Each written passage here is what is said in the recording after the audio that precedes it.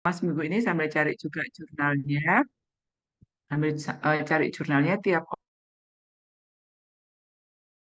orang itu satu jurnal ya, melakukan critical appraisal terhadap jurnal yang kalian temukan dan terutama jurnalnya kalau bisa disesuaikan dengan penelitian kalian. Jadi supaya juga sangat membantu nanti di dalam pembahasan waktu membahas penelitian kalian ya.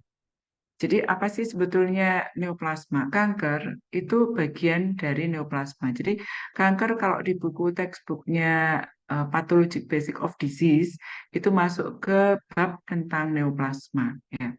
Nah dia tapi suatu malignan neoplasma, neoplasma yang ganas. Sehingga kita harus tahu dulu apa sih sebetulnya neoplasma itu. Dan neoplasma itu pertumbuhan jaringan abnormal. Jadi intinya dia abnormal. Beda dengan misalnya hidung kita waktu kecil, waktu bayi kecil ya hidungnya ukurannya. Terus makin besar hidungnya makin tumbuh jadi mancung dan lain sebagainya. Itu pertumbuhan yang normal ya. Tapi kalau ini pertumbuhannya abnormal tidak seharusnya ada di situ. Kemudian dia tumbuhnya itu tidak terkoordinasi, autonom ya, jadi mengatur dirinya sendiri tidak ikut pengaturan oleh tubuh kita. Kita maunya hop stop di situ gitu ya. Jangan tumbuh lagi nggak bisa. Jadi dia wis tumbuh terserah dia. Terus kemudian tetap. Jadi menetap ya tumbuh berlebih-lebihan walaupun stimulus utama yang menyebabkannya itu sudah berhenti gitu ya. Jadi misalnya orangnya itu merokok ya, merokok. Kemudian ada perkembangan ke arah CA paru. Walaupun kemudian setelah dia mengalami batuk-batuk didiagnosis CA paru ya, kanker pada paru, itu merokoknya berhenti. Nah, walaupun pasien bilang sudah nggak merokok dokter sejak keluhan sesaknya sejak 3 bulan yang lalu, tapi prosesnya dia kankernya akan jalan terus ya, akan tumbuh terus sampai metastase kemana-mana ya, dan menimbulkan kematian gitu ya. Itu neoplasma. Jadi baik neoplasma jinak maupun ganas sifatnya seperti itu. Cuman bedanya nanti kalau yang neoplasma jinak itu pada umumnya tidak sampai menimbulkan kematian, tapi kalau yang neoplasma ganas itu bisa sifatnya khusus adalah bisa menyebar ke organ tubuh yang lain dan mudah sekali menimbulkan kematian ya. Nah, jadi secara klinis kita tadi dari cerita tadi sudah tahu bahwa secara klinis ada yang sifatnya jinak, ada yang sifatnya tidak jinak. Ya. Jadi berarti ganas ya. Nah, secara histologi baik tumor jinak maupun tumor ganas kalau dilihat selnya asalnya itu dari mana sih? Asalnya sel kanker itu ya, ada berbagai sel ternyata yang bisa kemudian jadi sel kanker.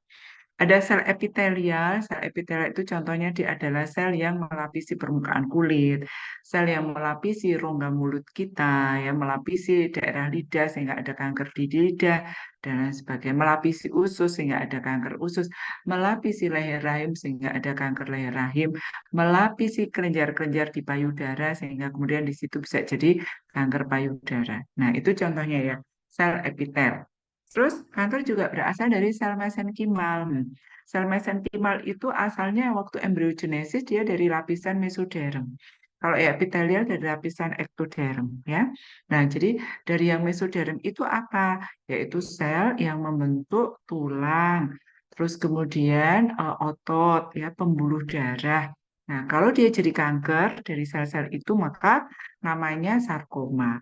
Kalau yang epitelial tadi jadi kanker, namanya karsinoma. Ya, jadi kalau adik-adik lihat diagnosa CA gitu ya, belakangnya ada CA, itu artinya karsinoma. Jadi berarti dia kankernya dari sel epitel. Tapi kalau ada SA singkatannya belakangnya, berarti sarkoma, artinya kankernya dari sel mesenkim. Ya, terus Ibu ada mohon juga maaf kan dokter, di tubuh kita. untuk Ya, slide-nya masih belum masuk ke slideshow dokter, ngapunten dokter. subhanallah, baiklah. Sebentar, deh.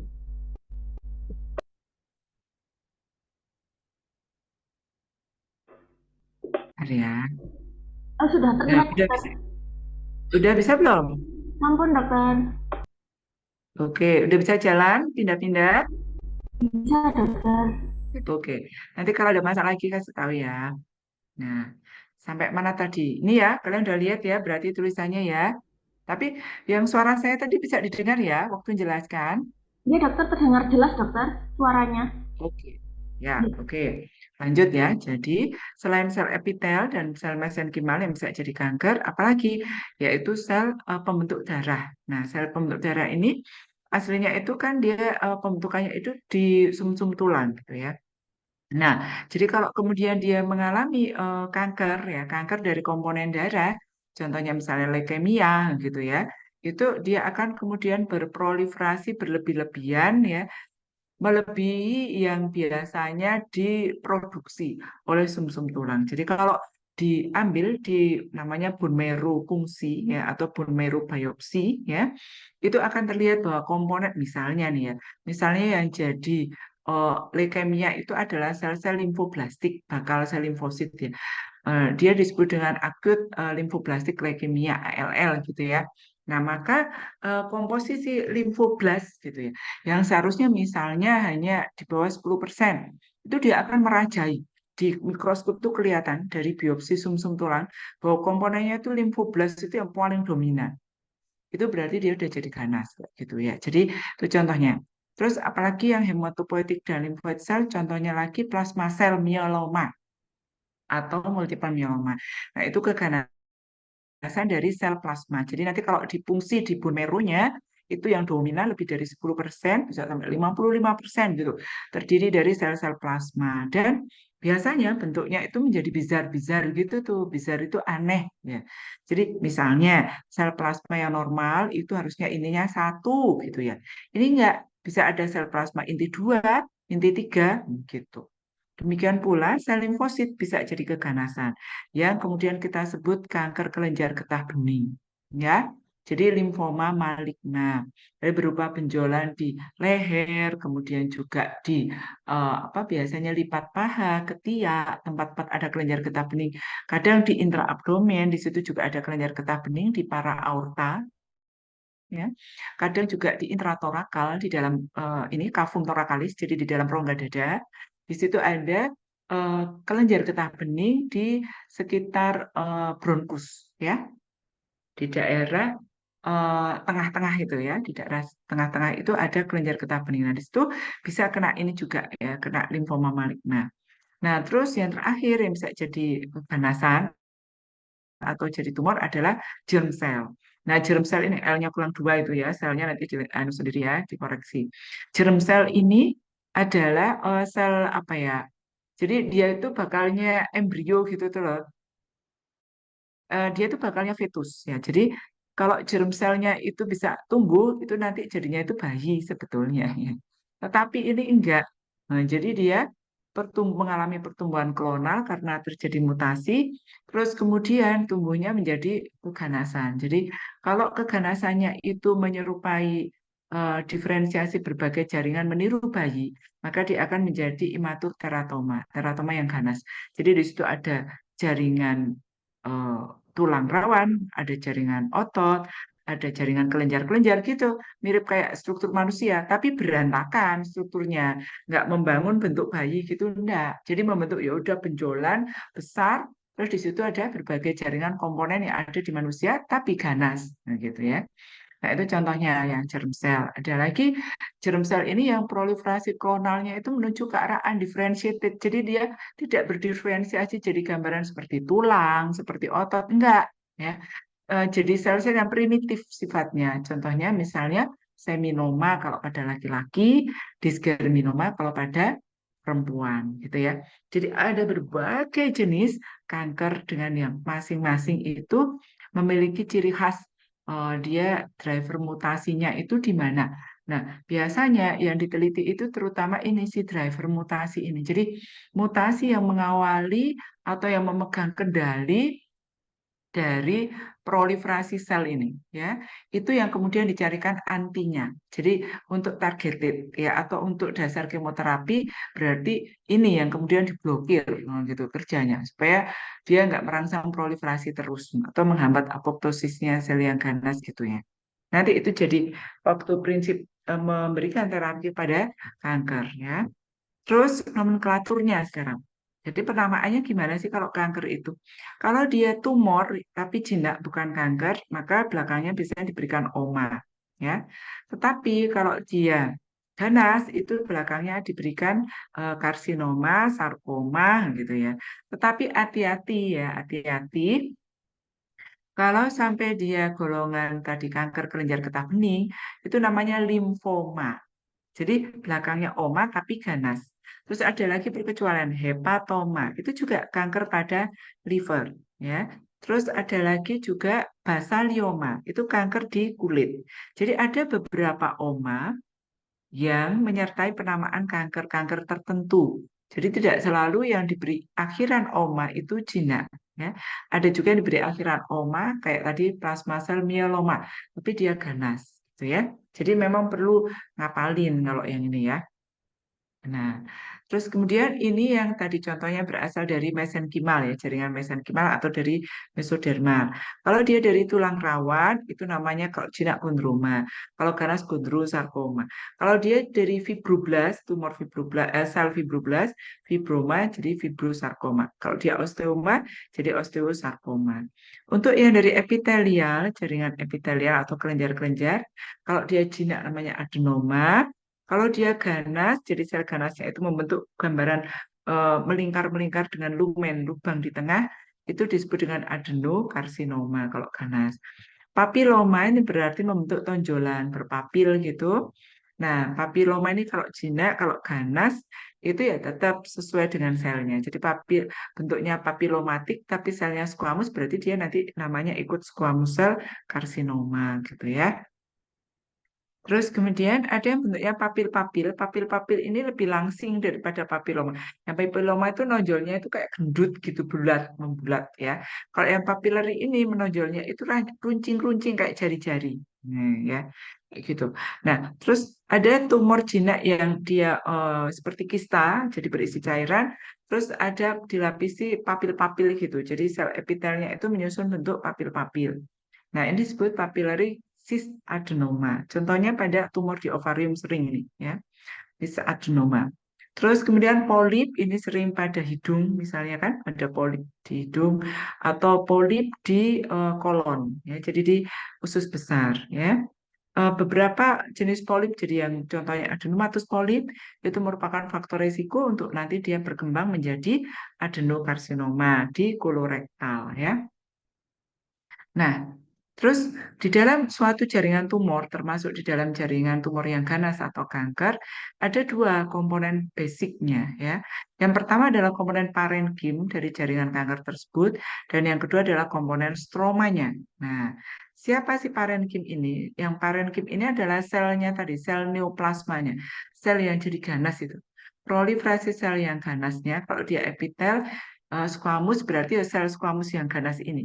Itu yang disebut sebagai sel parenkim. Nah, yang stromanya, stroma reaktif itu adalah latar belakangnya. Jadi misal ada kelompok sel squamous ganas, kelompok sel kelenjar ganas, di latar belakangnya misalnya ada jaringan fibrus gitu ya, jaringan ikat fibrus. Nah, maka yang disebut sebagai reaktif stroma adalah yang jaringan ikat fibrus di bagian belakangnya. Selain jaringan ikat fibrus, yang stroma juga bisa mengandung pembuluh darah ya. Dan ini sel imun. Kan di situ kemudian karena ada pertumbuhan keganasan, tentu saja sistem imun kita tidak tinggal diam, ya. Jadi dia akan mendatangkan sel radang banyak. Kan kita lihat ada banyak sel radang pada sekitar sel parenkim, sel ganasnya itu. Ya. Sel radangnya itu bisa limfosit gitu ya, sel plasma gitu ya, berbagai macam sel radang. Tujuannya sebetulnya dia mengusir itu tadi ya. Tetapi hallmark dari sel kanker salah satunya, jadi sifat atau kelebihan keunggulan ya dari keunggulan bagi sel kanker, tapi kerugian bagi manusianya itu adalah memiliki sifat dia bisa menghindar dari tangkapan sistem imun ini ya. Jadi dia tidak bisa dimatikan kemudian, misalnya oleh sel T gitu ya. Nah itu nggak bisa dimatikan kemudian. Jadi dia meloloskan diri dengan merubah ikatan antara PDL dengan PD-1 gitu ya, program dead ligand. Jadi sebetulnya ada sel radang, sel limfosit yang bisa mengikat itu tadi berikatan antara PD-1 dengan PD-L1 ya. Nah, kalau ini kemudian terikat itu harusnya mati gitu ya. Sel hasilnya itu harusnya itu mati yang sel tumornya ya. Tetapi ini ada yang mati, tapi sel yang mati itu adalah sel limfositnya malahan gitu ya. Jadi eh, apa namanya hasilnya itu bisa berubah gitu sistem imunnya kalau terjadi kanker. Nah, yang diberi nama itu adalah sesuai dengan siapa yang berproliferasi. Jadi kalau sel parenkim kan yang berproliferasi berarti sesuai dengan sel apa yang ada di parenkimnya itu yang diberi nama. Jadi kalau terdiri dari sel epitel ya berarti namanya sesuai karsinoma. Sel squamous misalnya squamous sel karsinoma. Sel adeno ya berarti adenokarsinoma. Sel kecil-kecil berarti small cell karsinoma gitu. Jadi sesuai sel parenkimnya ya. Nah, ini adalah beberapa contoh tumor yang tumbuh pada manusia supaya bisa dibayangkan ya, kenapa perlu dipelajari gitu. Nah, ini ya tumor yang dengan struktur papil seperti ini. Jadi ada tonjolan-tonjolan menjari. Kemudian ini yang sel parenkimnya, jadi yang sel epitel kolumner dari mukosa ya. Aslinya itu dari mukosa sel yang melapisi kolon usus besar. Terus dia tumbuh berlebih-lebihan, menonjol gini ini membentuk menjari ya, dilapisi oleh sel epitel kolumnar ya. Jadi ini adalah adenoma kolon dan kalau itu sudah tumbuh kayak gini itu beresiko nanti dia bisa berubah transformasi malignan. Jadi ganas. Nah, ini papiloma. Jadi kalau papiloma itu tonjolannya lebih bulat, lebih lebar. Ya, kalau tadi kan kecil-kecil gitu ya, ini lebih lebar. Nah, dilapisi oleh sel-sel epitel, bisa epitel squamous ya, squamous papilloma, bisa juga ini epitel respirasi yang apa stratified ya, epitel respirasi yang stratified. Ini contohnya adalah sinonasal papilloma ya. Karena tumbuhnya epitelnya itu inversi masuk ke dalam stroma. Jadi ini adalah sel stromanya, ini sel parenkimnya ya, tumornya itu. Terus kemudian ini sel stromanya. Nah, karena ada sel parenkim, sel tumor yang tumbuh di dalam stroma, namanya inversi ya, inverted papilloma. Ya. Terus kemudian ini sering ada polip ya, jadi ada tonjolan ini ya, kayak gini kecil-kecil gitu kan di kolon ya. Ini bisa terjadi pada usia muda kalau dia memiliki kelainan adenomatous polyposis ya. Jadi terjadi pada usia muda biasanya defeknya pada gen repair. Pada umumnya sih polip kolon yang tidak didasari oleh kelainan yang diturunkan ya itu terjadinya di usia tua sebagian besar. Jadi kalau sampai muncul di usia muda berarti ada kelainan genetik yang diturunkan biasanya. Nah, bentuknya polipnya adalah seperti ini. Jadi dia akan bertangkai ya. Ini di sini misalnya dindingnya daerah sini dasarnya, terus ini kalau ada tangkai menonjol terus nah kemudian ini ada tonjolan-tonjolan lagi yang menjari. Polipoid ya. Selama ini apa kelenjar-kelenjar ini kelenjar-kelenjar yang bulat-bulat ini ya. Selama kelenjar-kelenjar itu tidak masuk ke otot sini, tidak masuk ke muscularis mucosa di daerah basisnya, dasarnya sini, maka dia belum dibilang menjadi kanker. Jadi kalau masih di sini aja, dia duduk manis di situ, kelenjarnya dibatasi oleh membran basal, masih ya. Ini masih jinak, ya masih adenomatous polyp atau adenoma. Nah, ini adalah contoh tumor epiteler juga yang membentuk kista. Jadi serus cis adenoma. Jadi kalau dibelah bentuknya mulanya seperti ini. Kalau dibelah keluar isi cairan ya, terus dindingnya tampak tipis seperti ini. Ini juga ada varian ganasnya, yaitu serus cis adenokarsinoma. Biasanya kalau yang ganas dindingnya lebih tebal dari ini, dan kemudian ada papiler ya, jadi pertemuan nodul-nodul papil-papil yang menonjol ke arah dalam dan nembus keluar. Itu ya, kalau yang ganas kanker ovarium ini. Kalau yang itu tadi contohnya gambar jinak ya. Nah, sekarang nomenklatur untuk tumor yang ganas. Tadi kan tumor jinak deh. Nah, pada tumor ganas yang muncul dari jaringan mesenkimal kita sebut sebagai sarkoma. SAR itu dari kata fleshy karena bentukan dari sarkoma secara makroskopik kalau dilihat mata telanjang itu bentuknya seperti daging ikan. Jadi warnanya putih dan licin, ya. Nah, contohnya misalnya dari tulang itu osteosarkoma, dari otot skeletal itu rhabdomyosarkoma, ya. Terus kemudian kalau yang keganasan berasal dari sel yang ada di darah ya, misalnya sel darah putih neutrofil ya, itu leukemia. atau dari sel yang ada di kelenjar getah bening, sel limfosit, dia akan menjadi limfoma. Terus kalau dia dari sel epitel, itu dia akan menjadi karsinoma, ya. Jadi tergantung pada jenis sel epitel. Sel epitel squamous jadi squamous sel karsinoma, sel epitel kelenjar jadi adenokarsinoma, dan seterusnya. Ya, jadi biasanya penamaannya adalah nama dari organnya, ya, kemudian ditambah dengan nama sel kankernya, sel parenkimalnya. Misalnya organnya renal, renal itu ginjal, ya. Maka di situ ada kanker yang membentuk kelenjar, maka kita sebutnya renal cell adenokarsinoma. Kalau dari paru, ya, dari asalnya dari epitel di bronkus, maka bronkogenik squamous cell karsinoma, ya. Atau ada juga non small cell lung karsinoma atau small cell lung karsinoma gitu, ya. Jadi ada petunjuk organnya. Nah, ini yang perkecualian yang saya ceritakan tadi, ya. Jadi bahwa ada yang malignan, tapi belakangnya itu bukan karsinoma atau sarkoma, tetapi hanya oma. Ya, jadi ada beberapa. Melanoma ini keganasan dari andeng-andeng, ya, dari tai lalat. Jadi warnanya hitam. Jadi hati-hati terhadap tai lalat yang tumbuhnya membesar cepat, terus kok mudah berdarah, nah gitu, ya. Terus lama-lama di bagian atasnya ada ulkusnya, jadi ada lukanya yang sulit sembuh, berdarah terus, hati-hati, ya, menjadi melanoma ini. Silindroma itu keganasan pada kelenjar liur. Jadi dari epitel di kelenjar liur. Nama lainnya dari silindroma ini adalah adenoid kistik karsinoma, ya. Tapi nama bekennya yang dikenal oleh klinisi itu silindroma.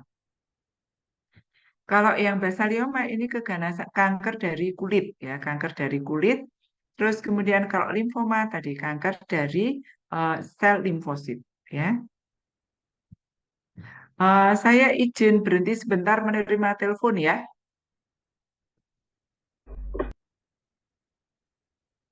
Tunggu dulu ya, Dek. Bentar. Soalnya ini Prodi PA itu mau akreditasi, jadi kalau ada telepon-telepon gini khawatir.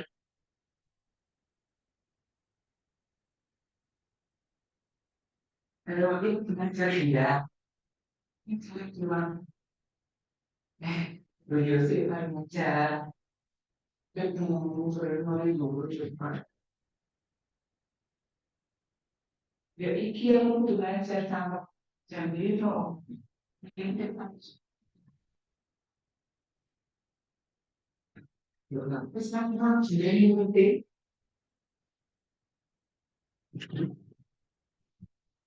Sudah, mari kita lanjutkan, ya.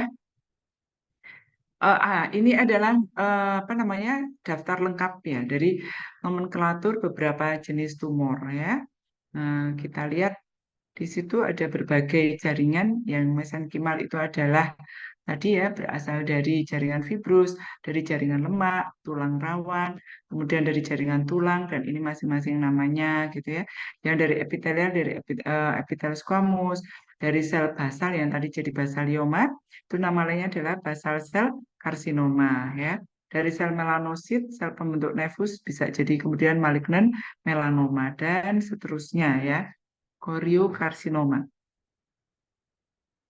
Nah, ini contohnya tumornya. Ini contohnya tumornya dari otot skelet. Jadi ini otot, ya, kemudian tampak warna putih ini disebut dengan gambaran fleshy seperti daging ikan kalau pada yang sarkoma, ya. Nah, selnya kalau sel ganas itu khas menunjukkan gambaran pleomorfisme, nanti istilah. Pleomorfisme itu apa? Beragam dalam ukuran dan bentuk sel maupun intinya, ya. Jadi ada yang apa? Kalau otot skelet itu ciri khasnya itu ada luriknya. Jadi ada cross striation-nya. Nah, itu ada yang tetap dipertahankan pada sel ganasnya. Jadi sel ganasnya berekor seperti ini warna merah, ya. Saya rasa yang dari jurusan biologi juga pernah, ya, mungkin mengamati otot skelet bentuknya kayak apa gitu, ya. Ada luriknya. Nah, ini tetap bisa di sel tumornya ganas itu ada luriknya seperti ini. Tetap ada cross striation-nya, ya. Ada juga yang enggak, jadi susah ditebak diferensiasinya kalau sudah sangat pleomorfik. Nah, ini adalah contohnya yang dari apa namanya ini, dari adeno, ya. Jadi dari kelenjar ini, dari epitel kelenjar. Nah, dari epitel kelenjar adenokarsinoma membentuk gini. Struktur seperti kelenjar, jadi dia oval, atau bulat-bulat tubuler istilahnya ya, dilapisi oleh sel-sel epitel kolumner jenisnya, sel epitel kolumnernya, dan sel epitel kolumnernya itu tumpuk-tumpuk. Dengan biasanya karakteristiknya adalah ditandai dengan banyaknya mitosis ya. Terus ini stromanya. Jadi sel parenkimia itu yang kelenjar-kelenjar ini adalah stromanya. Nah, kita lihat bekerjanya imun sistem ya pada kanker. Ini ada banyak sel limfosit. Jadi misalnya ada penelitian mengetahui respon imun gitu dengan menghitung jumlah limfosit. Ada banyak memang. Kalau sedang ada pertumbuhan sel kanker, ini proyok sebetulnya berusaha mati-matian ini ya dari tubuh untuk menghalau ya, mengurangi, mematikan sel kankernya. Tapi justru dia malah yang kemudian mengalami apoptosis ya. Nah, ini adalah squamous cell carcinoma. Jadi asalnya dari epitel squamous yang melapisi mukosa, seperti misalnya mukosa di lidah gitu ya. Mukosa esofagus itu sel squamous. Atau di kulit. Nah, kulit kita juga epitelnya squamous seperti ini. Nah, ini dia proliferasi tembus ya membran. Ini kan membran basal ini yang masih normal seperti ini kalau yang nggak ada kankernya ya. Tapi kalau dia tumbuh berproliferasi klonal ya, masuk nembus basal membran membentuk rumah-rumah sendiri, sarang-sarang semaunya di stromanya, maka ini akan jadi kanker. Jadi ini sudah squamous cell carcinoma, tapi dia mempertahankan diferensiasinya. Jadi ada kanker yang mudah kita lihat diferensiasinya kita sebut well differentiated ya. Biasanya prognosis pasiennya lebih bagus ya. Tetapi ada juga kanker yang poorly differentiated. Jadi kita sudah sulit melihat dia tidak punya ciri-ciri sel squamous gitu ya. Jadi susah dilihat, harus dimarker dengan pemeriksaan imunohistokimia untuk melihat ini antigennya apa, apakah antigen squamous cell atau antigen adeno gitu ya. Nah, kalau ini dia masih mempertahankan, jadi fenotipnya masih kelihatan bahwa dia sel squamous, itu cirinya sel squamous memproduksi bahan keratin. Nah, kalau di kulit bahan keratinnya itu ada di atas gini kan, di stratum corneum ya istilahnya ya. Nah, ini di sini di bagian tengah, tengah dari kelompok sel ganas, disebut dengan struktur Hornper. Jadi kalau kanker yang terdiferensiasi baik, prognosisnya baik, itu masih menunjukkan ciri seperti sel maturnya, sel induknya, ya sel induknya. Nah, kita lihat di sini perjuangan tubuh untuk menyetop dengan ini mendatangkan bala bantuan. Ini sel imun semua, nih, sel limfosit ya, yang bintik-bintik banyak ini sel limfosit. Tadi kita udah lihat ada banyak sel limfosit di adenokarsinoma, ada banyak sel limfosit. Jadi kalau respon imunnya bagus, biasanya pada kanker itu akan kita jumpai di jaringan stromanya ini sel-sel limfosit yang sangat banyak, gitu ya. Nah, ini adalah mixed tumor ya. Jadi mixed tumor nah, jadi mixed tumor fibroadenoma mama ya. Nah, tadi kan ada tumor epitelial, ada tumor mesenkimal. Tapi ada juga yang mixed tumor. Nah, mixed tumor itu artinya berarti dia mengandung komponen epitelial maupun komponen mesenkimal gitu. Nah, contohnya seperti ini tumor sering pada usia muda di payudara ya.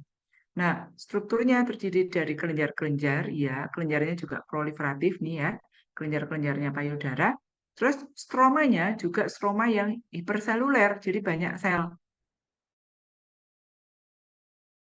Jadi stromanya ikut proliferasi juga ya. Jadi tidak monoklonal ini ya, poliklonal ini. Jadi ada dua macam sel gitu ya. Dari diferensiasi epitelial dan mesenkimal. Contohnya fibroadenoma kalau di payudara, di kelenjar liur contohnya adalah mixed tumor atau pleomorphic adenoma. Nah, ini adalah matur kistik teratoma. Jadi ini adalah yang saya bilang tadi, tumor dari germ sel. Tapi kalau ini tidak ganas ya. Jadi di dalam tumor ovarium, di dalam ovariumnya itu ada kista seperti ini, dan kistanya itu isinya bisa gigi. Ya. Jadi komponen-komponen dari manusia, rambut, ya, gigi, rambut. Kadang ada bentukan tulang-tulang kecil-kecil kayak janin nggak jadi gitu itu. Ya, nah kalau orang dulu bilang, "Oh, disantet," nah gitu ya. Ada rambut-rambutnya apa di dalam perut, berarti disantet. Enggak, ini adalah teratoma ya. Jadi komponennya ada komponen berbagai jaringan. Ada tulang, ini tulang lamellar bone ya. Ini sumsum tulang di dalam tumornya tadi. Ini adalah kelenjar ya, kelenjar musinus ya. Terus kemudian ini struktur seperti di usus, jadi ada mukosa apa gitu ya dilapisi epitel kolumnar gitu. Ini kemudian sekitarnya jaringan fibro. Jadi ada berbagai struktur jaringan yang biasanya ada manusia, tetapi tidak membentuk janin, membentuk tumor. Nah, sekarang bagaimana berarti perbedaannya dari segi fenotipnya dulu, kita nggak ngomongin molekuler dulu ya, karena masih introduction ya. Jadi gambarannya kalau bedanya tumor yang jinak dengan kanker itu apa? Ini dilihat dari kecepatan pertumbuhannya.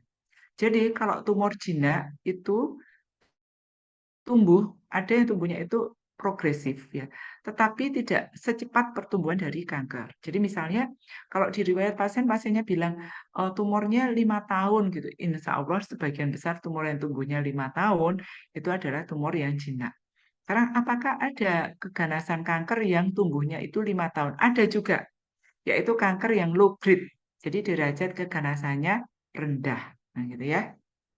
Terus pada yang jinak ini dia tumbuhnya pelan, itu nanti berhubungan dengan molekuler juga, di mana dia di situ kalau dihitung di mikroskop jumlah mitosisnya pada tumor yang jinak itu memang lebih sedikit daripada jumlah mitosis pada tumor yang ganas. Apakah selalu demikian? Tidak, karena ternyata ada kanker yang mitosisnya itu kelihatan tidak terlalu aktif ya. Jadi nggak sampai misalnya 20 dalam 10 lapangan pandang, enggak. Dia itu rileks banget cuma 5 gitu ya. 2/10 lapangan pandang, tetapi dia tetap bisa metastase. Standarnya itu metastase ya. Jadi bukan pada standar jumlah mitosis saja. Nah, terus jadi pada umumnya tuh tumor jinak lebih sedikit mitosisnya, lebih perlahan tumbuhnya. Pada umumnya tumor ganas lebih cepat tumbuhnya dan mitosisnya lebih tinggi ya, lebih banyak jumlahnya. Akan ada perkecualian-perkecualian ya. Terus kemudian diferensiasinya sekarang. Nah, diferensiasi ini menyatakan kemiripan dari suatu jaringan tumor dengan jaringan asalnya. Jadi misalnya gini, liposarkoma asalnya dari sel adiposit, ya, dari sel lemak, ya kan?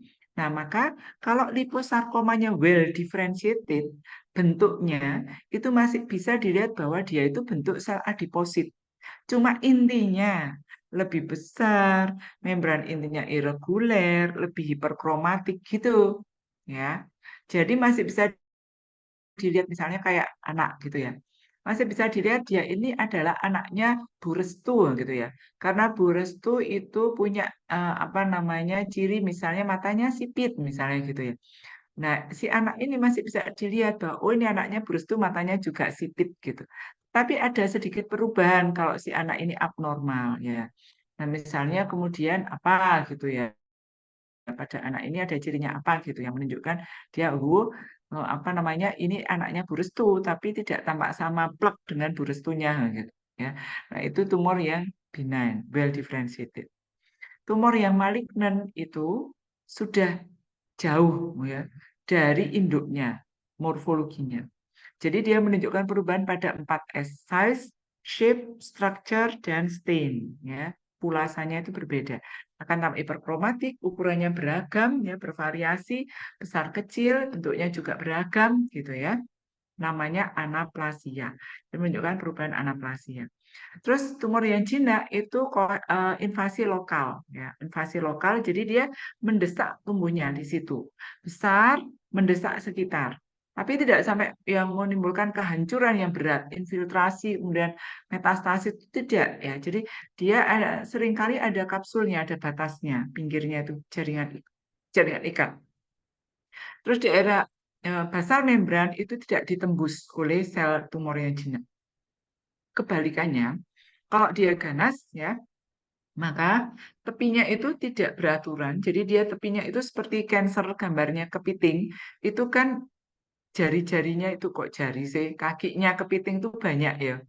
Nah, kakinya kepiting banyak itu menunjukkan dia tidak berkapsul, tumbuhnya tidak berbatas jelas tapi infiltratif, jadi kemana-mana, ya, menyusup gitu, menyusup tumbuhnya ke jaringan normal sekitarnya dan merusak struktur jaringan normal itu sampai kemudian akhirnya ya, kalau yang jinak tidak metastase, tidak pernah metastase yang jinak.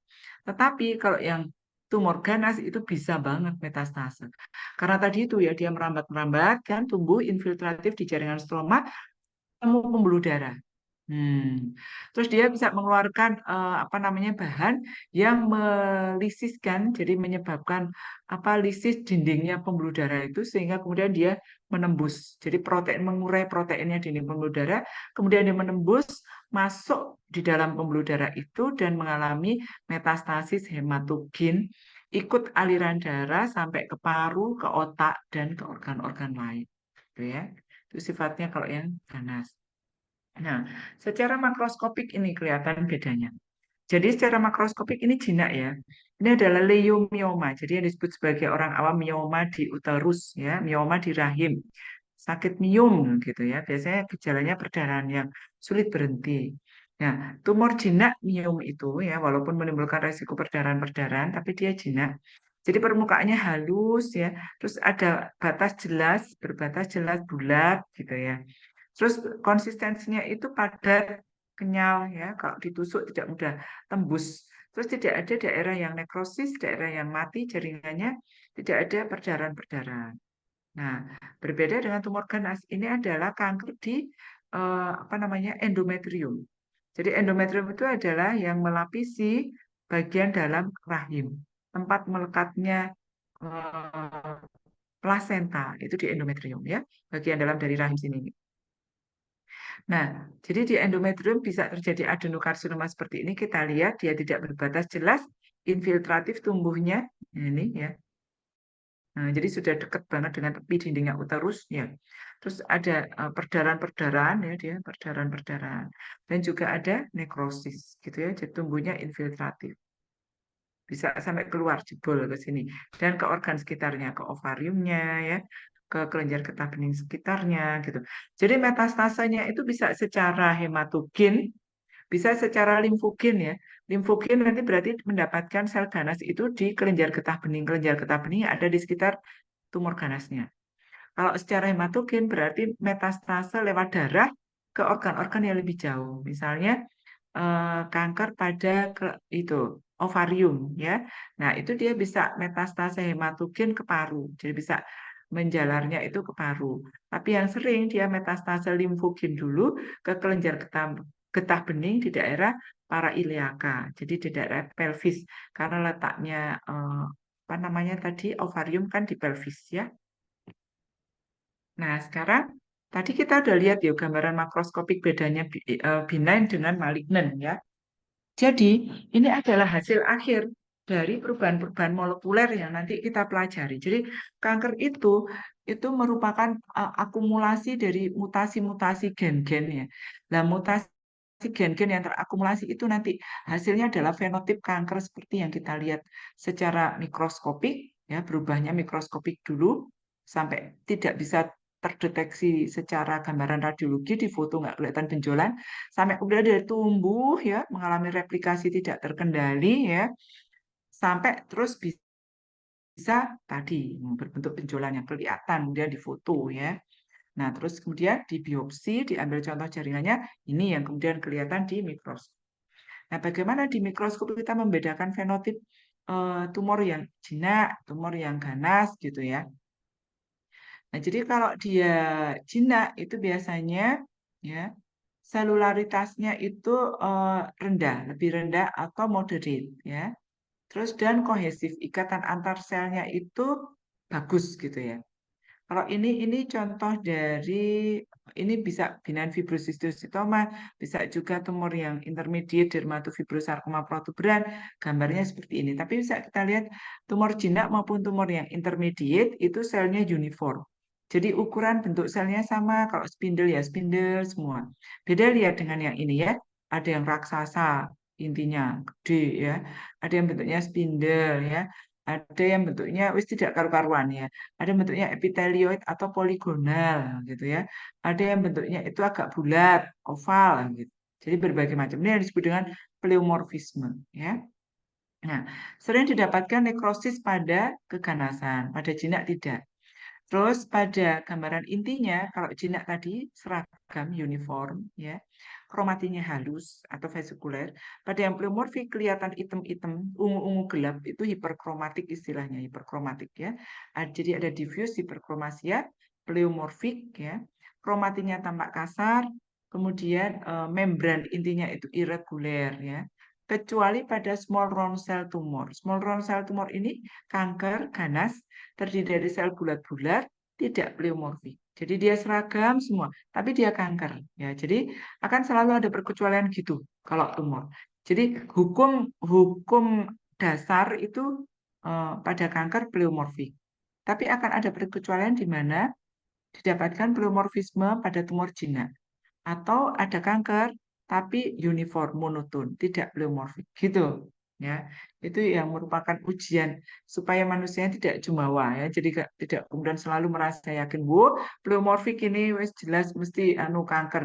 Ternyata bukan. Ternyata dia adalah pleomorfik lipoma. Jadi jadi tumor jinak pada jaringan lemak tapi selnya tampak pleomorfik. Bisa kayak gitu banget ya.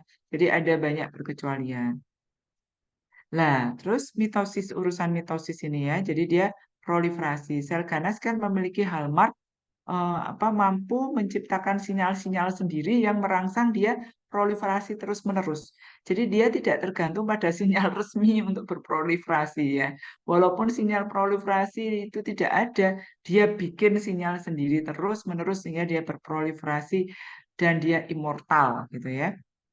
Nah, jadi pada yang jinak itu memang mitosisnya lebih sedikit. Nah, ini penting.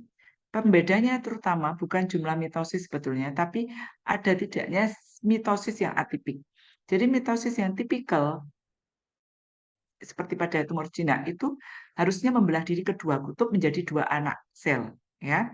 Tetapi pada sel ganas itu karena tadi ya di gen-gennya sudah mutasi ya, maka dia memiliki kemampuan untuk membelah diri menjadi tiga anak, menjadi empat gitu. Itu yang disebut dengan mitosis atipik. Nanti di belakang kita akan lihat gambar mitosis atipik ya.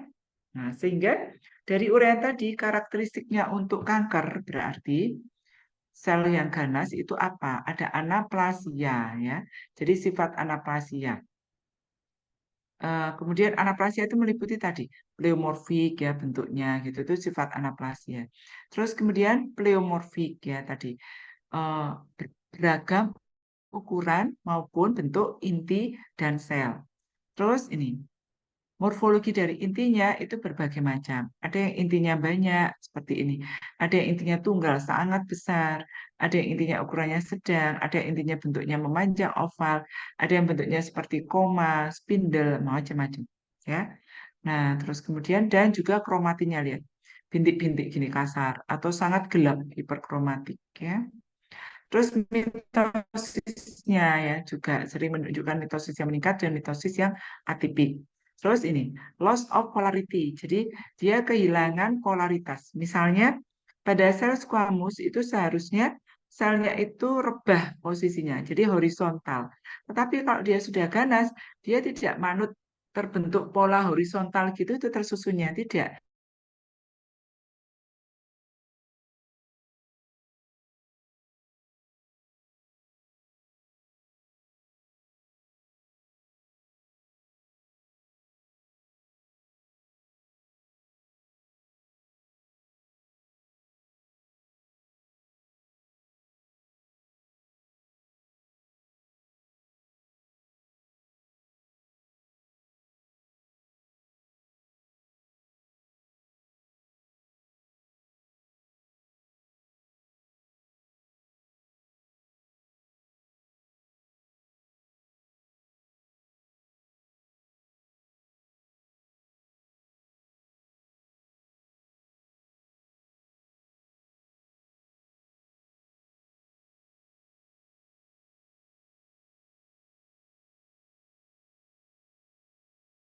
Share screen.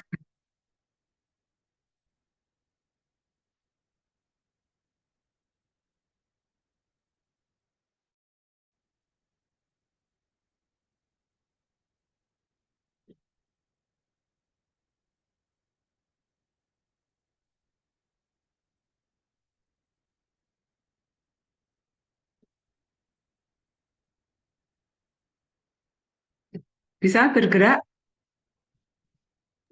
Bisa Bisa ya? dok. Ya, kita lanjutkan ya. Ya, kita lanjutkan. Jadi tadi sampai yang loss of polarity ya. Jadi dia kalau strukturnya seharusnya itu dia selnya tersusunnya itu horizontal, jadi menghadapnya itu horizontal. Terus kemudian kok dia jadi ganas, maka dia itu bisa berubah tidak horizontal gitu tersusunnya, tetapi bisa kemudian ada yang tersusun vertikal, terus kemudian miring ke kanan, miring ke kiri, membentuk gambaran storyform dan lain sebagainya. Jadi kehilangan polarisasi yang normal.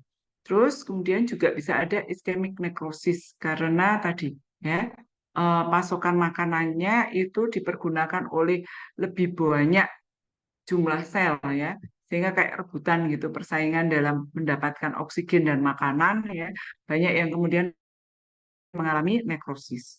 Nekrosisnya juga bisa disebabkan karena adanya radang di daerah situ yang menyebabkan kemudian nekrosis.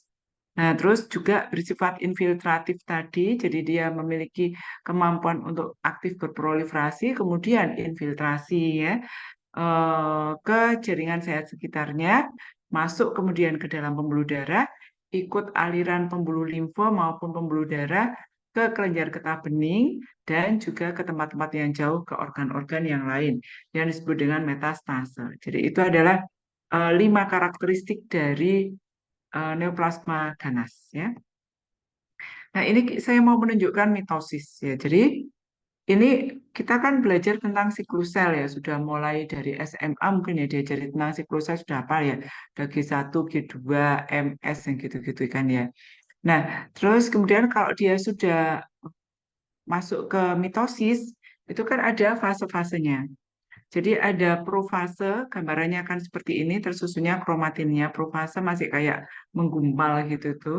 Metafase ya, dia kayak ulat bulu gitu ya, memanjang. Terus anafase pergi ke dua pol ya, dua kutub mau jadi dua anak.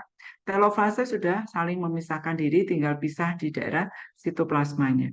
Nah, kalau kita di gambaran suatu jaringan tumor ya, melihat ada mitosis yang bentuknya metafase, ini metafase ya, kayak ulat bulu memanjang kayak gini, ya, metafase.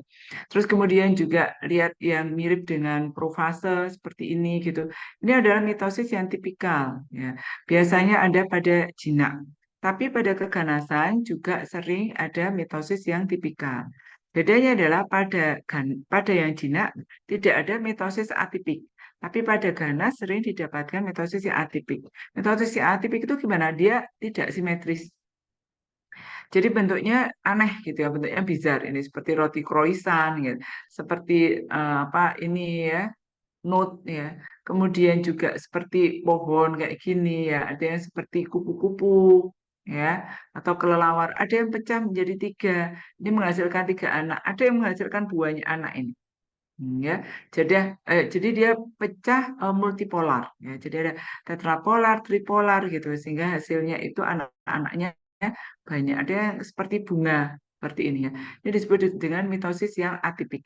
Jadi kalau ketemu mitosis seperti ini mencurigakan bahwa tumornya itu ganas kanker ya. Mitosis ini penting untuk menentukan jinak ganas, ya, tipikal atau tidak tipikal. Kemudian ada juga hitung mitosis yang menentukan keganasan dan grading. Jadi kalaupun dia sudah ganas, dia ada ganas yang low grade, derajat keganasannya rendah, sedang, berat. Itu juga ada penentu mitosisnya. Misalnya ya pada sarkoma, pada yang keganasan mesenkimal tadi. Dia low grade kalau skor mitosisnya itu 0 sampai 9 per 10 lapangan pandang besar. Lapangan pandang besar itu pakai mikroskop 400 kali. Ya, barangkali nanti ada yang apa penelitiannya dengan menghitung indeks mitosis itu biasanya pakai lapangan pandang 400 kali dari 10 lapangan pandang. Terus kalau dia yang skor intermediate ya moderate grade itu 10 sampai 19 jumlah mitosisnya. Baik mitosis tipikal maupun atipik ya ikut dimasukkan hitungan semua. Kalau yang high grade biasanya mitosisnya tinggi, lebih dari 19 per 10 HPF gitu ya. Dihitungnya itu kalau penelitian ataupun ini memeriksa pasien ya, mengetahui indeks mitosis itu dihitungnya dari area yang paling hiperseluler. Jadi yang paling banyak selnya dan aktif jumlah mitosisnya. Jadi jangan dihitung di area nekrosis ya, jangan dihitung juga di daerah yang banyak fibrostromanya ya. Jadi ini menghindari area nekrosis, hiposeluler, area dengan banyak radang yang ada ulkusnya gitu, karena nanti sel ganasnya itu ketutup dengan radang ya, mungkin mitosisnya akan sulit untuk memeriksa. Ini adalah nekrosis. Jadi pada keganasan sering dijumpai nekrosis ya. Nah, ini adalah iskemik nekrosis, ini seperti ini. Ada nekrosisnya kadang berbatas jelas, kadang tidak berbatas jelas. Ini disebut dengan geografik nekrosis. Jadi dia seperti pulau gitu ya. Seperti gambaran pulau yang tepi-tepinya itu batasnya itu jelas. Nah, ini sel-sel ganasnya. Di sekitarnya ini area yang merah, hilang selnya ini adalah area yang nekrosis ya. Jadi nekrosis, cirinya nekrosis itu adalah intinya itu hilang, lisis atau kariorektik ini, tinggal ada debris-debris seperti ini, ya. Tapi struktur inti yang bulat-bulat ini udah hilang, nggak ada. Ya. Jadi bisa karioreksis atau lisis, satu lagi pignotik ya. Tapi ini bukan cuma pignotik, ini intinya benar-benar lisis hilang. Jadi hanya hilang, hanya tersisa apa namanya bekas ya, bekas jaringan stromanya aja. Selnya sudah tidak ada. Pada sarkoma itu luasnya nekrosis juga akan menentukan derajat keganasan. Jadi kalau tidak didapatkan nekrosis itu bisa pada tumor yang jinak atau pada low grade sarkoma ya. Terus kalau yang skornya 1 itu nekrosisnya kurang dari 50% dari total tumor volume secara makroskopik. Grade-nya makin tinggi, makin banyak nekrosisnya, itu makin jelek prognosis pasiennya ya. Jadi berhubungan dengan itu. Nah, pada penelitian biasanya yang dicek itu bukan nekrosisnya ini tetapi apoptosisnya ya. Jadi berapa jumlah sel yang mengekspresikan apa namanya marker molekuler yang penanda apoptosis kayak bugs dan lain sebagainya gitu ya. Ataupun sel yang beneran sudah masuk apoptosis kan bugs tadi kan tingkat gen ya. Tapi kalau yang untuk marker dia sudah beneran masuk apoptosis biasanya pakai kaspas, kaspas 3, kaspase 8 gitu ya. Nah, ini adalah contoh dari cerita kanker yang kemudian metastasa ya. Jadi ibu ini dengan tumor di tiroid, tumor ganas di tiroid, terus datangnya seringkali yang tiroid ini datangnya itu karena keluhan metastasenya. Jadi metastase ke tulang yang menimbulkan fraktur, jadi patah tulangnya. Fraktur patologis namanya. Jadi patahnya ini adalah karena di situ ada jaringan tumornya, ada nekrosis di situ ya, terus menyebabkan tulangnya rapuh dan kemudian terjadi patah tulang dengan penyebab yang sepele. Misalnya cuman kesandung apa gitu atau bangun dari tempat tidur, berdiri tiba-tiba krek, gitu itu sudah fraktur patologis. Jadi penyebab patah tulangnya karena penyebab yang sangat minimal, trauma yang sangat minimal. Nah, kemudian dibiopsi lah ya untuk tahu penyebabnya kenapa sih dia kok patah. Ini ada sel asing di dalam jaringan stroma yang ada di situ, di sekitar di antara tulang ya. Ada gerombolan sel asing. Apa itu? Tamu yang tidak diundang. Jadi sel yang membentuk melingkar-melingkar gambaran kelenjar ya. Sel epitelial kok ada di tulang. Tulang kan mesenkimal ya, komponennya tulang harusnya. Nah, kok ada sel epitelial di dalam tulang? Berarti mendapat kiriman dari organ lain, epitelial. Mana organ lain ada tumornya? Adalah di tiroidnya. Benarkah ini dari tiroid? Kalau hanya seperti ini aja, kita masih diagnosisnya adenokarsinoma.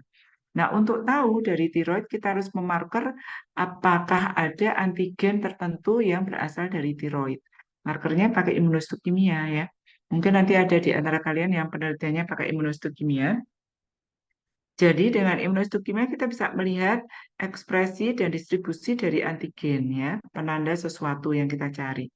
Nah, pada tumor tiroid itu akan didapatkan sitokeratin, ini ada intermediate filamen yang ada di sitoplasma dari sel epitelial.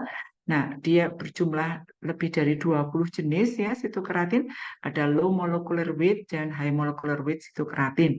Nah, ini sitokeratin 7. Nah, biasanya yang positif sitokeratin 7 itu adalah adenokarsinoma yang berasal dari organ di atas diafragma. Jadi tiroid, breast ya, dan juga lung gitu ya. Nah, ini terpulas positif lihat coklat-coklat di sitoplasmanya ya. Kenapa di sitoplasma? Iya, karena sitokeratin ini intermediate filamen, letaknya di sitoplasma antigennya ya. Nah, dengan CK20, sitokeratin 20 dia negatif. Sitokeratin 20 ini memulas biasanya terekspresi di adenokarsinoma yang letaknya di bawah diafragma. Ya, jadi di kolorektal gitu tuh CK20-nya positif. Nah, tiroid kan letaknya di atas diafragma. Jadi dia CK7-nya yang positif. Cocok nggak berarti dengan metastase dari tiroid? Cocok gitu ya. Jadi berarti ini sesuai dengan gambaran metastase adenokarsinoma yang kemungkinan besar berasal dari tiroid. Apakah ada untuk memastikan kan CK7 tadi katanya bisa dari paru, dari breast, dari tiroid gitu kan? Ada lagi, jadi bisa ditambahkan antigen yang sangat spesifik hanya dimiliki tiroid namanya tiroglobulin. Jadi bisa diimunohistokimia dengan antibodi terhadap tiroglobulin.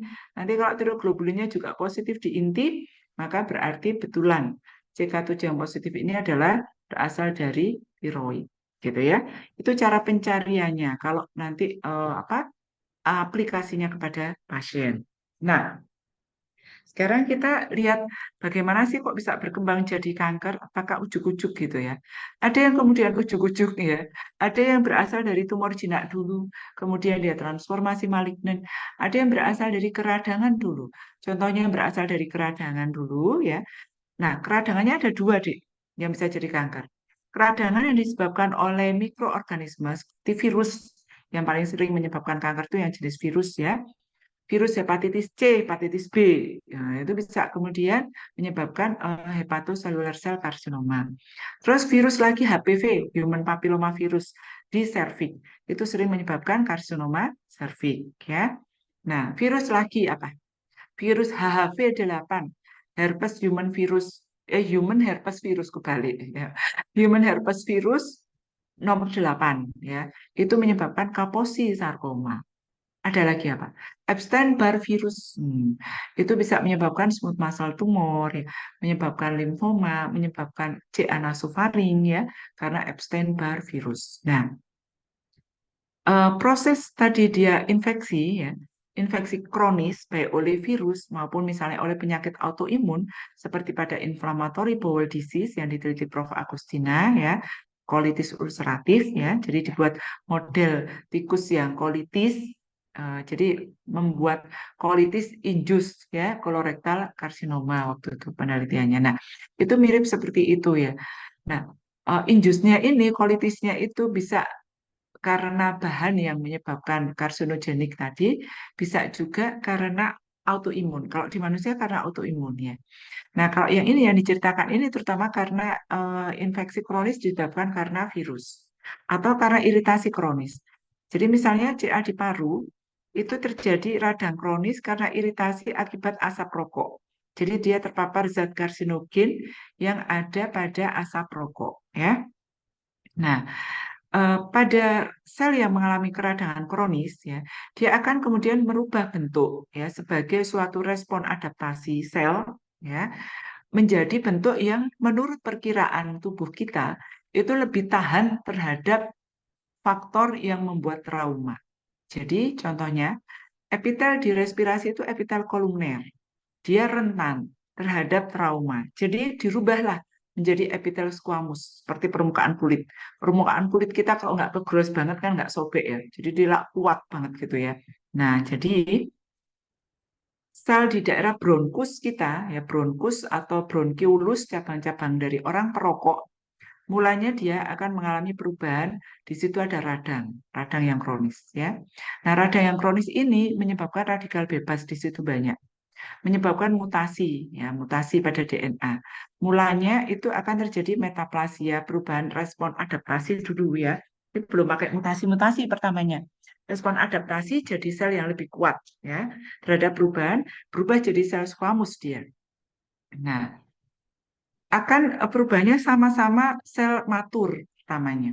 Terus terjadi terus kan pasiennya terus merokok ya, paparan karsinogennya tetap stimulusnya ya. Terus terjadi mulai mutasi, lah mulai displasia.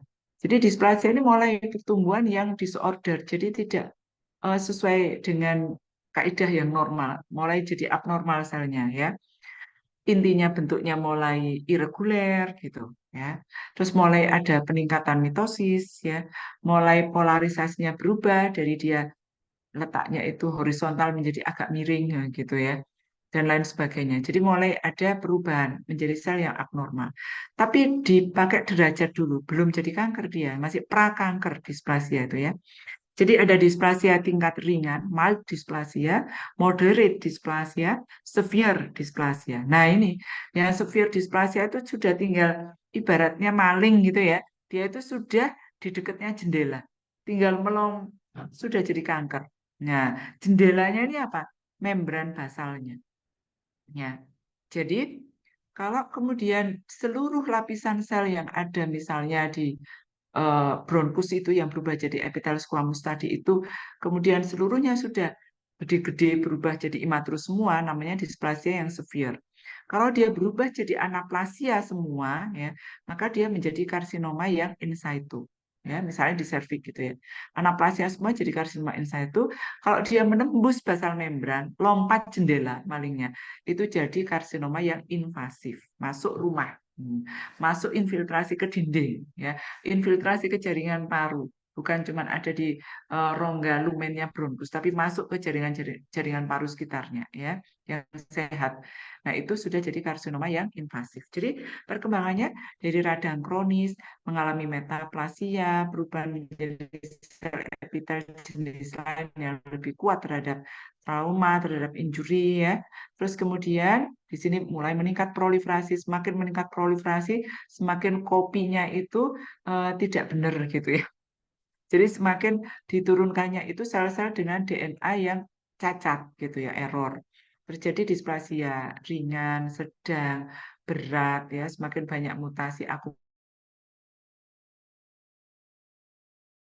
mutasi, terus mulai seluruh ketebalan mukosanya jadi ganas, karsinoma in situ, terus memiliki kemampuan infiltrasi nembus basal membran jadi karsinoma invasif. Itu sejarahnya ya. Nah, yang paling bagus prototipe dari perkembangan kanker itu tadi adalah pada kanker serviks ya. Di mana pada kanker serviks itu bisa kita lihat perubahannya. Jadi kalau para ibu-ibu ya, ibu-ibu di screening kanker itu kanker serviks biasanya pakai ulasan dengan inspeksi visual asam asetat istilahnya deh. Jadi dia dipulas dengan asam asetat juga dapur itu, terus dilihat ya. Kalau dia CIN 1, jadi cervical intraepithelial neoplasia atau displasia ringan ya, prakanker yang derajat 1, itu dia akan menunjukkan warna putih-putih seperti ini. Gitu ya. Terus kalau dia yang prakanker yang derajat 2, CIN 2 atau displasia moderate mulai menebal. Ya, terus ini ya makin tebal dan irregular ya, irregular gitu ya, dan juga ada erosi erosi 3. Kalau ini di biopsi maka gambarnya akan yang displasia ringan itu selnya imatur, jadi yang tampak gelap hiperkromatik, selnya di bagian tiga bagian bawah dari mukosa pelapis ektoservik. Bagian atas lihat ya, ada gambaran putih-putih ini disebut dengan sel yang mengalami kolositosis. Jadi dia menunjukkan perubahan karena di dalamnya ada materi genetik dari virusnya. Jadi ada DNA dari virus di situ menyebabkan perubahan menjadi sel koilositosis. Jadi pertanda bahwa sel koilositosis itu adalah pertanda bahwa terinfeksi human papilloma virus. Gitu ya. Pada CA cervix. Nah, apakah semua human papilloma virus menyebabkan CA cervix? Tidak. Hanya tipe tertentu, terutama 16, 18, 35, 34 gitu ya. Ada banyak tipenya. Nah, ada yang hanya menyebabkan apa kondiloma acuminata tumor jinak ya. Tapi kalau yang 16, 18 itu berisiko jadi CA cervix betulan. Dan dia ditularkan sexually transmitted disease dari hubungan seksual. Nah, terus kalau dia kemudian sudah displasianya itu sedang ya, maka lihat sel yang intinya besar dan irregular itu makin meningkat. Tidak hanya yang sepertiga basal sini aja, tapi lebih dari sepertiga di sini juga. Tapi kurang dari 2/3. Ya, jadi sampai ke tengah sini. Intinya mulai gede-gede. Ya. Nah, kalau kemudian lebih dari 2/3 itu berubah semua jadi sel yang prakanker imatur, ya, hanya tersisa setipis sedikit aja, tipis aja bagian atas yang normal ya, maka ini sudah displasia yang berat. Kalau seluruhnya berubah, menunjukkan ciri anaplasia perubahan pada 4S tadi ya. Anaplasia itu perubahan 4S, size, shape, stain, structure tadi ya. Nah, keseluruhan ketebalan, tetapi ini masih intak membran basal, ini namanya karsinoma in situ. Kalau sudah ini jebol, masuk ke stroma ini, membentuk tadi hornper dan pulau-pulau di dindingnya serviks, ya, maka ini disebut karsinoma serviks yang invasif, ya. Nah, kita sekarang masuk ke molecular basic of cancer. Jadi setelah lihat tadi akibatnya kayak gitu ya. Jadi itu dimulai dari mana sih gitu kan? Bisa kemudian jadi seperti itu. Jadi kanker itu adalah penyakit genetik, sudah itu yang perlu dicamkan ya. Sumbernya adalah mutasi dari gen. Nah, mutasi ini menyebabkan, jadi proses di dalam tubuh kita proliferasi dari hidung kita kecil, kemudian menjadi hidung yang besar, badan kita tumbuh makin tinggi gitu, itu kan diatur oleh gen-gen yang mengatur pertumbuhan gitu ya. Kalau kemudian ada yang rusak,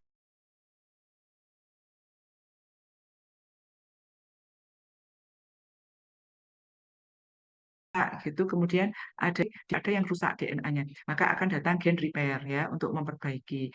Kalau gen repair menyatakan laporan nggak bisa ini terlalu berat kerusakannya sudah dia jangan dibiarkan hidup nanti beranak pinak sel-sel yang cacat bahaya. Ya udah dipanggil gen apoptosis ya yang kemudian menyebabkan program sel death. Jadi dia dimatikan secara terprogram terjadi apoptosis gitu ya. Nah itu kalau udah normal kayak gitu kan siklusnya.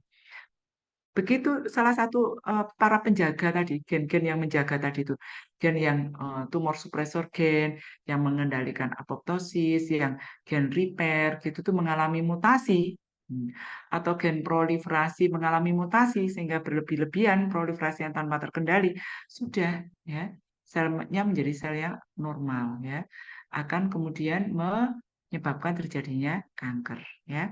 Jadi kanker itu awalnya perubahan genetik karena mutasi pada gen yang mengatur fungsi-fungsi tubuh, ya. Nah, mutasinya itu ada macam-macam. Jadi ada driver, ada passenger, ya kayak naik pesawat gitu.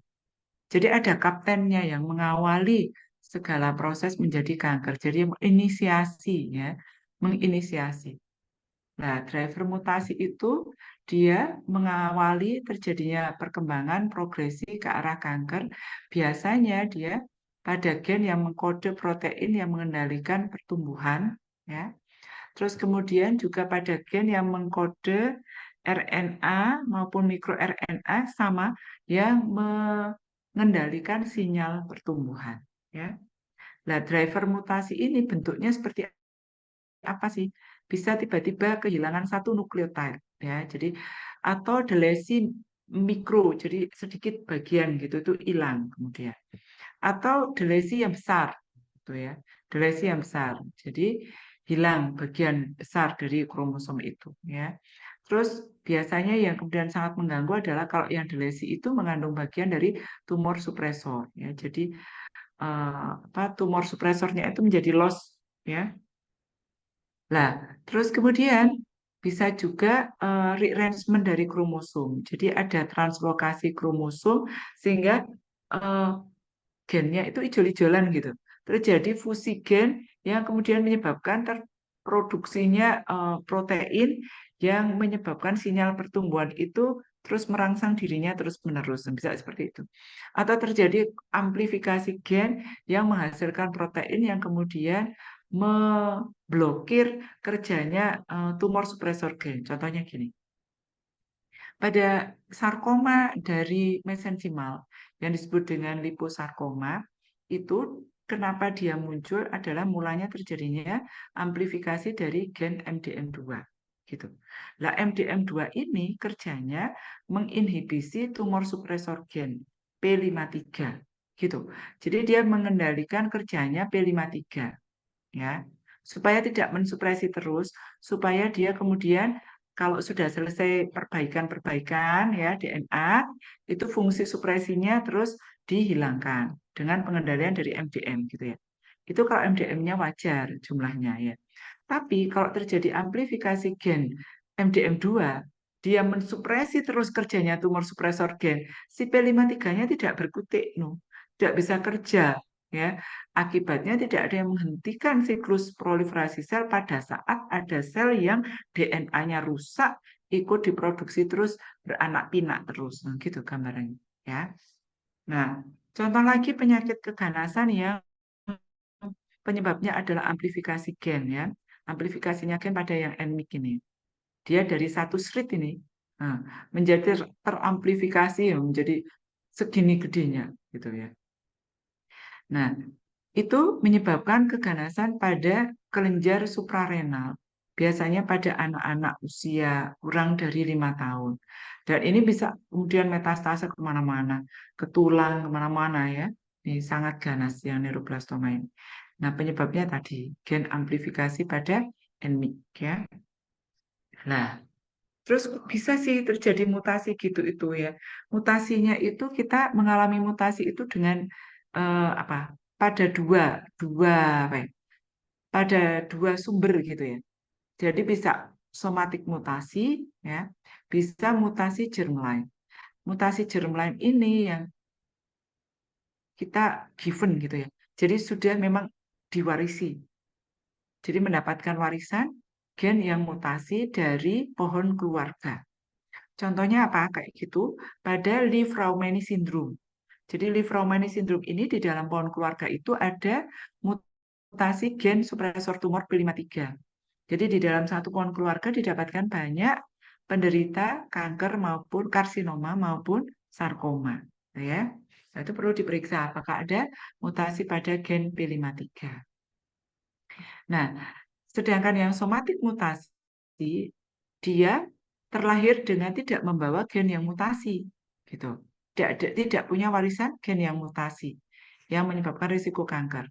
Tapi kemudian karena usia, jadi dengan semakin tua usia, tentu saja exposure dengan polutan yang ada di udara, misalnya asap rokok ya, kita jadi perokok pasif misalnya gitu ya, di tempat kerja atau di area rumah gitu ya.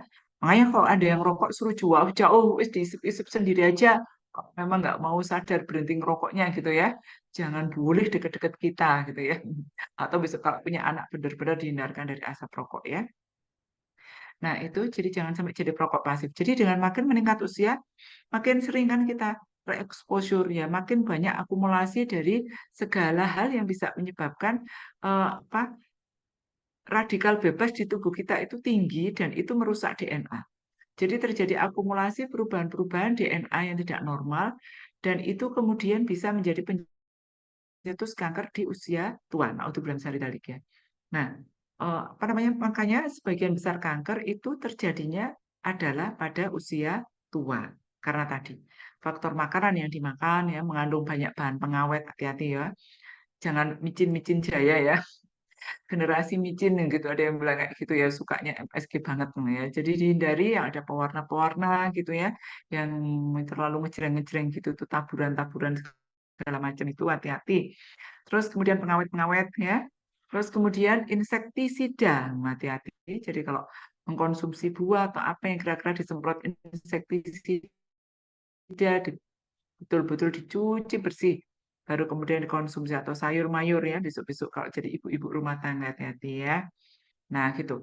Jadi bisa dari udara, dari air yang terpolusi ya. Ada logam berat misalnya kandungan logam berat di air kita yang kita minum, naudzubillah min dzalik gitu ya. Terus kemudian juga pada makanan yang kita makan. Nah, itu biasanya itu yang menyebabkan terjadinya somatik mutasi pada usia tua ya. Terus exposure terhadap mutagenic agent. Nah, ini ya. Ini misalnya mutagenic agent itu kayak asbestos, silika, ya, debu, batu bara pada pekerja tambang, apalagi kalau orangnya juga merokok, gitu-gitu tuh ya. Terus bekerja dengan bahan-bahan di lab itu bahannya ada yang karsinogenik. Hati-hati kalau kalian penelitian dengan imunistukimia ya. DAB-nya, jadi di aminobensidinnya itu yang untuk pulasan itu yang warnanya coklat itu untuk memarker antigen itu karsinogenik itu. Jadi jangan sampai tersentuh tangan ya. Kerja di lab harus selalu pakai handscoon. Terus kemudian ini peningkatan proliferasi seluler yang penyebabnya adalah inflamasi yang kronis, sudah saya ceritain tadi ya. Di usus, misalnya di kolorektal tadi itu terjadi inflammatory bowel disease karena autoimun ya. Atau ada infeksi EBV, HPV tanpa kita sadari gitu ya. Terus itu bisa menuju ke arah eh, adanya inflamasi kronis ini meningkatkan proliferasi seluler memang ya. Dan itu semakin berproliferasi, sel akan semakin rentan untuk menghasilkan sel-sel yang abnormal strukturnya dan abnormal DNA-nya ya sampai akhirnya kemudian jadi kanker. Terus mitogenik hormon ini apa ya? Terutama hormon estrogen kalau pada wanita ya. Jadi orang dengan estrogen yang tinggi, baik estrogen endogennya maupun estrogen eksogen. Jadi misalnya pada wanita ya, menopause, terus dengan keluhan menopause-nya itu kemudian diberi terapi eksogen estrogen, jadi tablet estrogen untuk mengatasi keluhan menopause-nya ya. Nah, ini harus di bawah kontrol dokter ya. Tidak boleh dipakai terlalu lama. Karena itu akan merangsang proliferasi dari duktuli di payudara dan maupun kelenjar di endometrium. Jadi orang yang mendapatkan terapi hormonal replacement, terapi estrogen pada wanita itu berisiko tinggi terkena kanker di endometrium seperti yang saya tunjukkan gambarnya tadi dan kanker di payudara, gitu ya. Nah, terus kemudian juga ini adanya regulated DNA rearrangement dan mutagenesis. Jadi sebetulnya secara normal di kelenjar getah bening itu terjadi rearrangement DNA, menyesuaikan terus. Karena kelenjar getah bening kita itu kan bekerja respon imun ya dia itu ya. Ada infeksi bakteri, infeksi apa jenenge virus, itu dia ikut kalau orang Jawa itu melanjar. Jadi dia membesar gitu ya, hiperplasia gitu. Jadi dia selalu menyesuaikan DNA-nya untuk produksi. Oh, harus produksi terhadap antibodi ini. Sekarang lagi kemasukan virus A, yuk produksi antibodi ini. Jadi dia menyesuaikan terus. Nah, tetapi gara-gara rearrangement DNA tadi itu akhirnya bisa terjadi mutasi. Dan kemudian sel B-nya mengalami pertumbuhan monoklonal menjadi limfoma maligna yang jenis tipe B. Terus limfoma maligna jenis tipe T, ya limfositnya karena ada dua ya, limfosit B dan T. Jadi ini masing-masing. Dan kemoterapinya akan beda. Jadi ini dimarker dengan imunohistochemia CD20. Kalau dia CD20 yang positif, akan dapat targeted kemoterapi untuk sel B, gitu. Ya, jadi molekuler berhubungan dengan terapi kanker ya sekarang ya. Nah, eh, kalau yang T ini akan beda lagi. Dia tidak bisa mendapatkan targeted kemoterapi untuk yang B. Jadi beda lagi komposisi regimen dari kemoterapinya. Kalau terdeteksi limfoma malignanya itu CD5 atau CD3 positif. Artinya dia limfositnya T kalau CD5 CD3-nya positif gitu ya. Nah, sekarang saya tunjukkan karsinogen yang sering ya. Dan kanker apa yang kemudian bisa disebabkan dan mekanismenya apa. Ini loh nomor satu ya. Jadi tembakau itu nomor satu. Lihat, tidak hanya kanker paru ternyata tembakau itu. Jadi kanker di buli, kanker di kepala dan leher, termasuk kanker di lidah, ya sering nih. Kanker di lidah, di trakea gitu ya, kepala leher. Nah, kanker pankreas ya, maupun kanker di ginjal sampai kanker di ginjal itu penyebabnya adalah ini paparan terhadap zat karsinogen yang ada di asap rokok. Ya, jadi dia menyebabkan kerusakan pada DNA. Ya, contohnya benzopiren ini yang menyebabkan banget ya zat yang karsinogenik. Terus ini paparan terhadap UV ya, jadi harus pakai sunblock ya kemana-mana menyebabkan kanker kulit ini melanoma, squamous cell carcinoma harus rajin pakai sunblock ya. Berapa yang melindungi? Minimal yang 50 ya, 50 apa gitu kodenya itu. Nah, terus kemudian dia juga menyebabkan kerusakan DNA pada sel epitel kulit kita, jadi pada sel squamous ya. Terus maupun pada sel melanosit. Nanti kalau sel melanositnya menjadi berproliferasi, jadinya melanoma maligna ya. Asbestos. Nah, ini menyebabkan kanker pada paru, esofagus gitu ya. Mekanismenya bagaimana menyebabkan kanker tidak jelas ya. Dia seringkali lewatnya menimbulkan inflamasi kronik karena terinhalasi bahan asbestos, baru kemudian jadi metaplasia, displasia, karsinoma in situ dan seterusnya. Mirip-mirip kayak paparan asap rokok juga. Terus alkylating chemotherapy agent, jadi hati-hati bahwa kemoterapi yang diterima itu bisa menimbulkan kanker yang lain. Jadi akhirnya double kanker ya. Nah, terus kemudian bisa menimbulkan leukemia. Jadi, misalnya dia sakit kanker apa, diberikan kemoterapi, bisa kemudian terjadi hematogenik malignan neoplasma seperti leukemia karena ada kerusakan DNA akibat kemoterapi. Jadi, sekarang trennya lebih pilih pada kemoterapi yang tidak broad spektrum, yang tidak merusak sel-sel normal, tapi hanya khusus merusak sel kanker. Penelitian ditujukan ke arah itu, targeted kemoterapi dengan menyasar driver mutasi di tiap jenis sel kankernya. Terus ionizing radiation, jadi terapi radiasi pada pasien-pasien kanker itu juga bisa merangsang radiasi, bisa merangsang. Jadi ada misalnya pada karsinoma payudara ya, itu bisa kemudian terjadi angiosarkoma. Jadi sarkoma dari pembuluh darah akibat kena radiasinya. Gitu. Terus aflatoksin ini salah satu jenis jamur. Kalau dikonsumsi ya biasanya pada jamu gitu ya, jamu yang sudah kedaluarsa, hati-hati. Nah itu bisa menyebabkan kanker pada liver ya.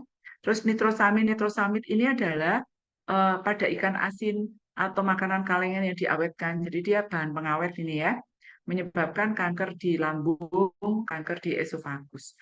Semua pada umumnya dengan cara merusak DNA ya. Nah, ini adalah contoh yang kemudian dari inflamasi ya, yang bisa inflamasi. Jadi yang sering itu adalah ini dari ulkus ya, tukak lambung itu hati-hati yang disebabkan oleh Helicobacter pylori, dia bisa berkembang jadi kanker di lambung. Adenokarsinoma bisa berkembang jadi kanker kelenjar getah bening yang ada di gaster. Jadi ada sel-sel limfosit di situ yang bisa mulai jadi ganas, disebut dengan mild lymphoma. Nah, bakterinya penyebabnya adalah Helicobacter pylori. Jadi kalau orang sakit mah kronis nggak perlu dibiarkan ya, harus segera dibiopsi ditemukan apakah penyebab. Kalau iya harus diobati dengan intensif karena ini bisa kemudian berubah jadi kanker ya. Hepatitis ini biasanya virus hepatitis jenis B atau C sudah saya ceritakan tadi ya. Terus kemudian ini Barrett esophagus karena terpapar oleh bahan asam dari gaster. Jadi dia mengalami reflux esofagitis, bahan asamnya dari gaster naik ke atas, terpapar sering di situ, terjadi inflamasi, berubah epitelnya esofagus yang squamous menjadi kolumner, terus menjadi keganasan adenokarsinoma, menjadi esophageal karsinoma. Terus kemudian apalagi yang sering, nah ini inflammatory bowel disease ya, ulcerative colitis contohnya, menjadi kolorektal karsinoma ya. Osteomielitis jadi dari patah tulang terbuka, kemudian tidak dirawat dengan baik lukanya, ada luka kronis di situ, dia akan bisa menjadi squamous cell karsinoma pada kulit yang terinfeksi. Pada daerah lubang yang mengeluarkan nanah itu, dia akan tumbuh kemudian benjolan yang itu suatu squamous cell karsinoma karena radang kronik ya. Radang kronik itu pokoknya menyebabkan ada banyak radikal bebas di situ yang merusak DNA. Itu intinya ya. Nah, ini kita lanjutkan pada pertemuan berikutnya. Kebetulan ini sudah mau habis baterai itunya apa namanya di laptopnya dan chargernya taruhnya di depan tidak dibawa. Kelihatannya juga sudah 1,5